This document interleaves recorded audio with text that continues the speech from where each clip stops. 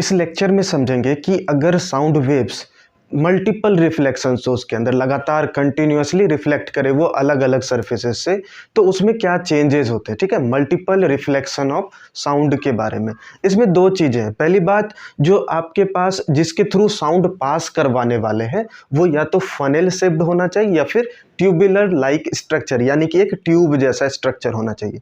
जब किसी भी फनेल के अंदर फनेल शेप्ड स्ट्रक्चर यानी कि इस तरीके के स्ट्रक्चर में साउंड वेव्स को पास करते हैं, then it undergoes multiple reflection, यानी कि इसमें लगातार कंटिन्यूअस रिफ्लेक्शन होते हैं। जैसे आप ये देख सकते हो कि स्पीकर जो है वो दोनों साइड वो मेटल से बना होता है, और हमें पता है कि मेटल्स हार्ड सरफेस होता है मेटल्स का, तो हार्ड सरफेस के होने के कारण they are good reflector of sound, यानी कि बहुत ही अच्छे तरीके से साउंड को रिफ्लेक्ट कर सकता है। तो इस स्पीकर किस तरीके से फंक्शन करता है वो देखते हैं। इसके एंड में यहाँ रहता है साउंड प्रोड्यूसिंग ऑब्जेक्ट, यानी कि ये साउंड को, यानी कि वहाँ पर जो एयर पार्टिकल्स प्रेजेंट है उसे वाइब्रेट करेगा, और जैसे ही साउंड वेव्स यहाँ से इस सरफेस को टकराएगी तो यहाँ पर होगा रिफ्लेक्शन ऑफ साउंड, वो फिर दूसरे डायरेक्शन में मूव की, फिर यहाँ से इस डायरेक्शन में और इस डायरेक्शन में। तो इस फेनोमेना को मल्टीपल रिफ्लेक्शन ऑफ साउंड कहते हैं। लेकिन इसमें एक चीज़ है जो इंक्रीज हो जाती है, वो है साउंड की इंटेंसिटी। जैसे साउंड वेव्स यहाँ से इस सरफेस से टकराती है तो वो साउंड वेव्स एक तो टकराने के वजह से साउंड वेव्स प्रोड्यूस होता है और पहले से ही साउंड वेव्स है, इसके कारण ये जो साउंड है इसका एम्पलीट्यूड इंक्रीज हो जाता है। सो विथ ईच रिफ्लेक्शन, जितनी बार ये सरफेस से टकराएगी उतने टाइम्स उसका एम्पलीट्यूड इंक्रीज होता चला जाएगा। तो जैसे इस फनेल शेप्ड स्ट्रक्चर से साउंड वेव्स को पास किया जाता है due to multiple reflection and its increase in the amplitude और इंटेंसिटी, उसका इंटेंसिटी हर एक टाइम इंक्रीज होता चला गया। इस सरफेस से टकराने के बाद रिफ्लेक्शन तो होना ही है, साथ में उसका जो इंटेंसिटी है, ठीक है, वो इंटेंसिटी इंक्रीज हो गया, क्योंकि एक साउंड वेव्स खुद का है और टकराने के वजह से भी साउंड वेव्स प्रोड्यूस होंगे, तो दोनों मिलकर इसके इंटेंसिटी इंक्रीज हो जाती है, यहाँ पर इंक्रीज हो जाती है और कंटिन्यूसली इंक्रीज होते चले जाती है। तो अगर इस यहाँ साउंड प्रोड्यूसिंग ऑब्जेक्ट है तो यहाँ पर अगर कोई पर्सन प्रेजेंट है और वो साउंड सुनने की कोशिश करे और जो यहाँ पर है, तो दोनों में बहुत ही ज़्यादा डिफरेंस होगा, क्योंकि इस डायरेक्शन में जो साउंड वेव्स हैं उसकी इंटेंसिटी ज़्यादा है इन कंपैरिजन टू दिस।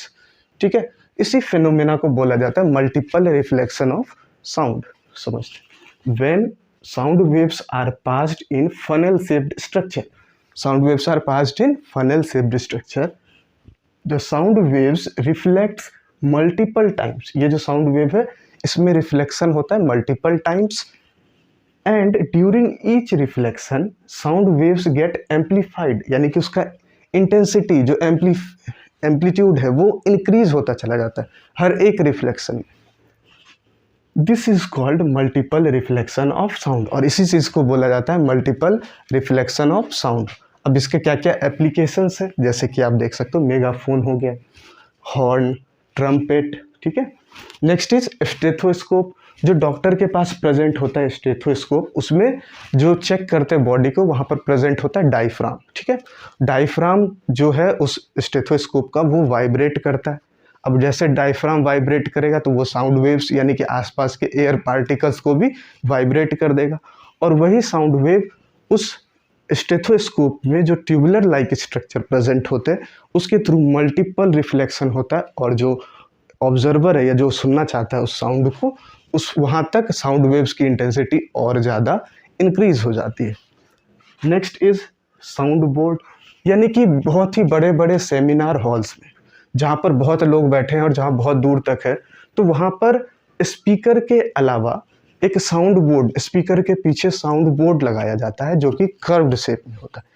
उसका रोल है कि जो भी साउंड वेव्स पीछे की तरफ जा रहे हैं उस साउंड वेव्स को आगे की ओर रिफ्लेक्ट कर दिया जाए उस साउंड वेव्स, ताकि जो लास्ट तक बैठे हैं वहाँ तक वो साउंड वेव्स अच्छे तरीके से पहुँच सके। So this is called sound board. Basically it is a curved like structure that is placed behind the speaker. So this is multiple reflection of sound and these are the applications. Thank you.